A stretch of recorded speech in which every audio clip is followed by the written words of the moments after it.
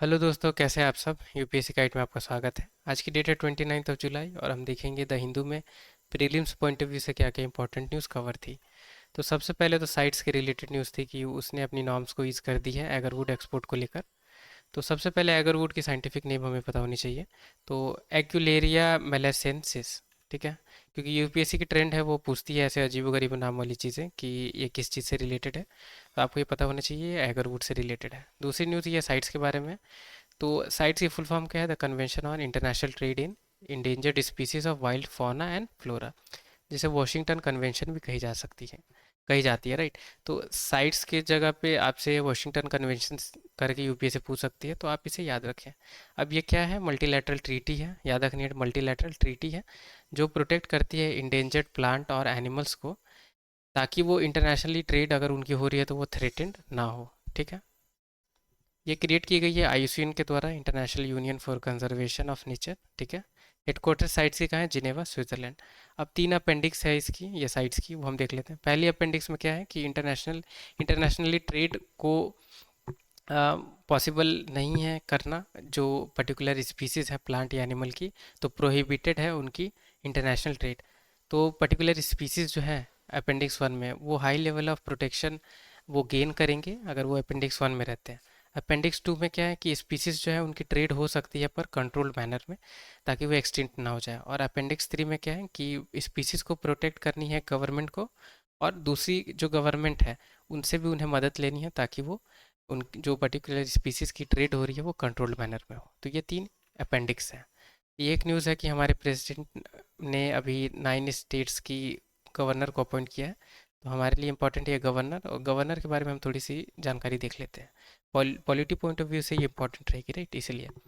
अब governor of state को appoint किया जाता है प्रेसिडेंट के द्वारा, 5 ईयर टर्म के लिए की जाती है, ठीक है। और जो गवर्नर रहते हैं वो ऑफिस होल्ड करते हैं प्रेसिडेंट के प्लेजर में। दो क्राइटेरिया है जिस पे गवर्नर को अपॉइंट किया जाता है। एक तो 35 ईयर, उनकी 35 ईयर कंप्लीट होनी चाहिए। दूसरी, वो इंडियन सिटीजन होने चाहिए। अब आपको पता होगा कि एग्जीक्यूटिव पावर ऑफ स्टेट दी गई है गवर्नर को, पर कोई भी वॉइस गवर्नर की ऑफिस अवेलेबल नहीं है इंडिया में, राइट। तो प्रेसिडेंट और वॉइस प्रेसिडेंट की ऑफिस तो अवेलेबल है सेंटर में, पर स्टेट में सिर्फ गवर्नर की है, वॉइस गवर्नर की कोई भी ऑफिस नहीं है, ठीक है। गवर्नर चीफ एग्जीक्यूटिव हेड होते हैं स्टेट के। पर आपको पता होगा कि प्रेसिडेंट और गवर्नर दोनों नॉमिनल एग्जीक्यूटिव हेड है, ठीक है। रियल एग्जीक्यूटिव हेड कौन है? तो सेंट्रल के रहेंगे प्राइम मिनिस्टर, और स्टेट के रहेंगे चीफ मिनिस्टर। ये रियल एग्जीक्यूटिव हेड है। तो जो भी एग्जीक्यूटिव वाली जो एग्जीक्यूट करनी होगी चीज़ें, वो सीएम के द्वारा की जाएगी स्टेट में, और सेंट्रल में पीएम के द्वारा, ठीक है। 7 कॉन्स्टिट्यूशनल अमेंडमेंट एक्ट याद रखनी है। ये पावर इसके द्वारा मिली है कि सेम पर्सन जो रहेंगे, यानी गवर्नर एक स्टेट के, वो दूसरे एक या दो स्टेट या उससे ज़्यादा स्टेट के भी गवर्नर हो सकते हैं। तो सेम पर्सन एक एक स्टेट के गवर्नर तो हैं ही, साथ साथ में एक दो या तीन स्टेट के भी गवर्नर हो सकते हैं। गवर्नर इलेक्ट किए जाते हैं, ना ही तो डायरेक्टली इलेक्ट किए जाते हैं, ना ही इनडायरेक्टली इलेक्ट किए जाते हैं इलेक्टोरल कॉलेज से, ठीक है।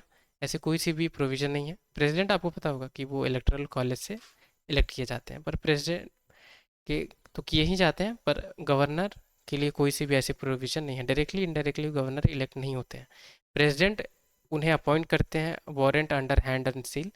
तो वारंट के द्वारा प्रेसिडेंट उसे अपॉइंट करते हैं गवर्नर को, ठीक है। अब कॉन्स्टिट्यूशनल में दो प्रोविज़न है, या क्वालिफिकेशन आप कह सकते हैं, जिस पे अपॉइंट किए जाते हैं गवर्नर। एक तो सिटीजन ऑफ इंडिया होने चाहिए वो पर्सन, और दूसरे 35 ईयर एज उनकी कंप्लीट होनी चाहिए। गवर्नर की कोई भी सिक्योरिटी ऑफ टेनोर नहीं है, ना ही कोई फिक्स टर्म ऑफ ऑफिस है। वो कभी भी प्रेसिडेंट के द्वारा रिमूव किए जा सकते हैं, ये आपको याद रखनी है। Constitution does not lay down any ground upon which governor में बी रिमूव्ड बाय प्रेसिडेंट। तो कॉन्स्टिट्यूशन में कोई सी भी ऐसी ग्राउंड भी मेंशन नहीं है जिसपे प्रेसिडेंट रिमूव कर सकते हैं गवर्नर को, ठीक है। प्रेसिडेंट ट्रांसफ़र कर सकती है गवर्नर को कोई सी भी स्टेट में, ठीक है। और प्रेसिडेंट को ऐसी प्रोविज़न भी बना सकती है जहाँ प्रेसिडेंट को लगे कि ये फंक्शंस गवर्नर के द्वारा होने चाहिए पूरे। अब एक ये न्यूज़ आपको पता है अभी कि दिल्ली में 2 3 एस्पिरेंट्स की मौत हो गई, राइट।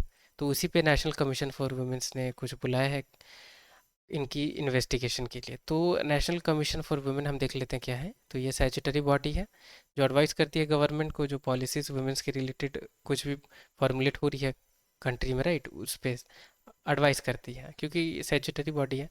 और इस्टेब्लिश की गई थी 1992 में। तो यूपीएससी ने क्वेश्चन पूछा हुआ था, ऐसे ही कुछ बॉडीज को दी थी 4 ऑप्शन में यूपीएससी ने, और पूछा था उन्होंने कि कौन सी इनमें से कॉन्स्टिट्यूशनल बॉडी है, ठीक है। इसलिए हमारे लिए जानना ज़रूरी है कि national commission for women statutory है या कॉन्स्टिट्यूशनल। तो ये स्टैट्यूटरी बॉडी है। अब ये एक न्यूज़ है जहाँ इंडियन कोस्टल गार्ड रेस्क्यू कर रहे हैं एक शिप को जिसमें आग लग गई थी, ठीक है। ये ऑपरेशन हमें जानना ज़रूरी है। ऑपरेशन सहायता, ये रेस्क्यू कार्गोस के लिए है, लाई गई थी, देख सकते हो ऑपरेशन सहायता। अभी इसलिए मैंने आपसे आपके लिए यहाँ न्यूज़ में इसे कवर किया हुआ है, क्योंकि यूपीएससी ने इस 2024 में ही इस टाइप के ऑपरेशंस पे न्यूज़ पूछी है, और बहुत पहले भी एक बार पूछा था, राइट। तो इसलिए आपको ये ऑपरेशंस भी अब याद रखने हैं अलग से। वेनेजुला में अभी बेल आउट की न्यूज़ थी, तो हमारे लिए तो बस मैप ही ज़रूरी है वेनेजुला की समझना कि कहाँ पे ये लोकेटेड है। तो ये साउथ अमेरिका है, ठीक है। ये ब्राज़ील आप देख सकते हैं। तो वेनेजुला की बाउंड्री शेयर होती है कोलंबिया, गुयाना और ब्राज़ील से, ठीक है। एक अलग से आपको फैक्ट मैं बता रहा हूँ कि ब्राज़ील की जो सारी कंट्रीज है साउथ अमेरिका में, उनसे बाउंड्री शेयर होती है लैंड बाउंड्री पर। दो ही सिर्फ कंट्रीज नहीं होती, एक तो इक्वाडोर और दूसरा चिले। ये 2 कंट्रीज छोड़ के बाकी जितने भी कंट्रीज है उससे बाउंड्री शेयर होती है ब्राज़ील की। अब क्वेश्चन देख लेते हैं। विच अमंग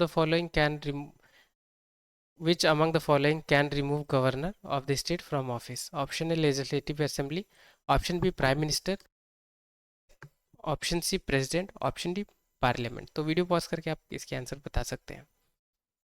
तो इसकी करेक्ट आंसर है वो है प्रेसिडेंट। तो अभी हमने देखा ऊपर कि प्रेसिडेंट ही रिमूव कर सकते हैं गवर्नर को कोई सी भी स्टेट से। दूसरी question, the report of controller and audit general of India related to account of state are submitted to which of the following? यानी कंट्रोलर कैग हैं, वो अकाउंट जो स्टेट्स की है उसकी रिपोर्ट किसे सबमिट करेंगे? प्रेसिडेंट को करेंगे, चीफ मिनिस्टर को करेंगे, गवर्नर को करेंगे, या पार्लियामेंट को करेंगे? यही पूछी जा रही है। तो ऑप्शन को आप करेक्ट ऑप्शन को कमेंट बॉक्स में वीडियो पॉज करके बता सकते हैं। तो करेक्ट आंसर है इसकी सी, गवर्नर, ठीक है। तो गवर्नर को कैग रिपोर्ट, अपनी कैग शेयर रिपोर्ट सबमिट करते हैं गवर्नर को। Last question, from which country Andes mountain range do not pass through?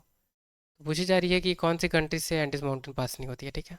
तो ऑप्शन ए है Bolivia, option B Argentina, option C Chile, option D Paraguay. तो video pause करके इसकी comment आप बता सकते हैं आंसर में। तो इसकी करेक्ट जो आंसर है वो है डी, पैराग्वे। तो आपको पता होगा कि 7 कंट्रीज में से पास होती है एंडीज माउंटेन, राइट। तो Argentina, Chile, Bolivia, Peru, Ecuador, Colombia और वेनेजुला, ठीक है। 7 कंट्रीज से पास होती है, तो 7 सी करके आप याद रख सकते हैं। तो thank you so much video को वॉच करने के लिए। अगर वीडियो पसंद आई होगी तो लाइक ज़रूर करें। चैनल पे नए हैं या अभी तक सब्सक्राइब नहीं किया तो प्लीज़ चैनल सब्सक्राइब करें। टिल द टाइम के लिए take care, have a great day ahead.